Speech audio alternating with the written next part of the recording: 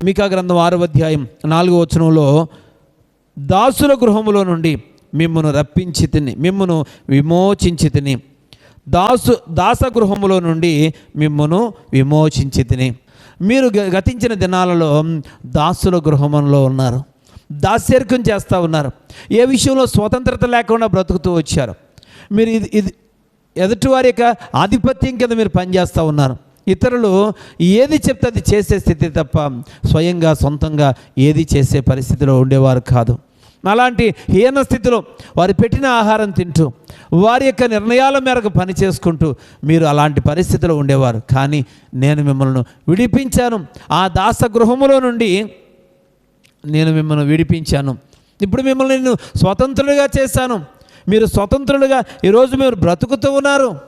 ప్రియులారా, దీనికి గల కారణం నేనే అంటున్నాడు దేవుడు. అవును ప్రియ సహోదరి సహోదరుడా, ఈ వాక్యం వింటున్న మనం కూడా ఒకసారి ఆలోచన చేస్తే, ఇదివరకు దినాల్లో స్వతంత్రత లేని వారం, ఇదివరకు దినాల్లో పిల్లరా ఇతరులు సహాయం చేస్తే ఆ సహాయం పొందుతూ ఉండేవారం, ఇతరులు పెడితే తినే స్థితిలో ఉండేవారం, ఇతరులు ఏం పెడితే అది తింటూ అలాగే పిల్లలు సరిపెట్టుకునే బ్రతుకు మంది.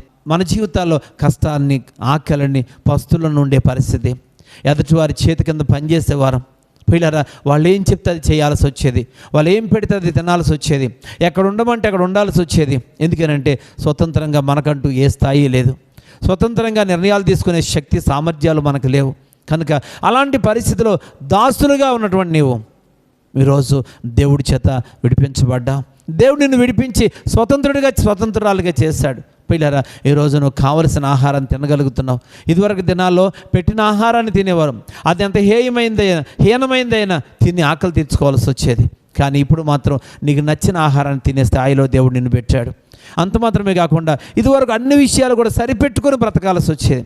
నీవు నీ కుటుంబము ఎలాంటి బ్రతికారో, ఎలాంటి ఆహారం తీసుకున్నారో, ఎలాంటి స్థితిలో మిమ్మల్ని మీరు సరిపెట్టుకుంటూ బ్రతకాల్సి వచ్చిందో ఒక్కసారి జ్ఞాపకం చేసుకోవా సహోదరి సహోదరుడా?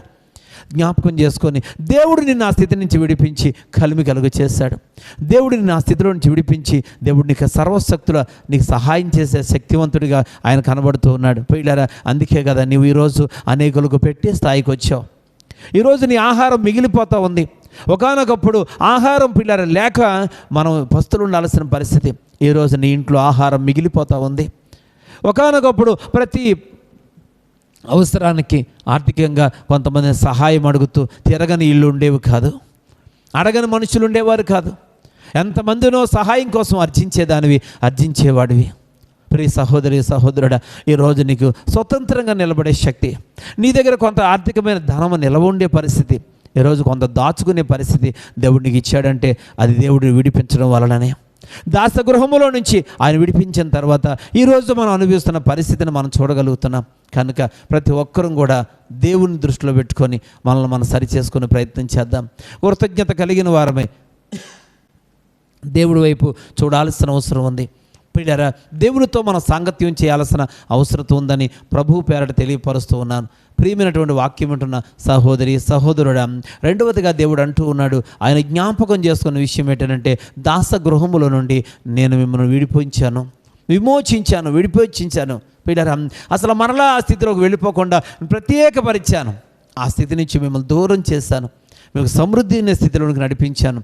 కాబట్టి ఒక్కసారి జ్ఞాపకం చేసుకోండి అని దేవుడు హెచ్చరిక చేస్తూ ఉన్నాడు. ప్రియమైన సహోదరి సహోదరుడా, ఆ మునుపటి స్థితిలోకి వెళ్లకుండా మనం జాగ్రత్త పడాలి. ఎందుకంటే దేవుడు హోషియా గ్రంథకర్త ద్వారా మనం మునుపు చదువుకున్నాం.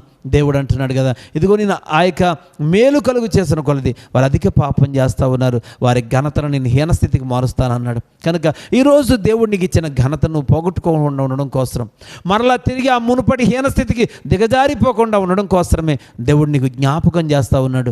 ఒకటి, ఆయన అన్నాడు, ఐగుప్తు అనబడినటువంటి స్థితిలో నుంచి, ఆ ఇనుప కొలిమిలో నుంచి నేను మిమ్మల్ని విడిపించాను, రక్షించాను. రెండవదిగా ఆయన చెప్తా ఉన్నాడు, దాసుల గృహమైనటువంటి ఐగుప్తు దేశంలో నుంచి నేను విమోచించి స్వతంత్రులుగా చేసి ఈరోజు సంతోషాన్ని అనుభవించే స్థాయిలో దేవుడు నేను పెట్టాను అంటున్నాడు.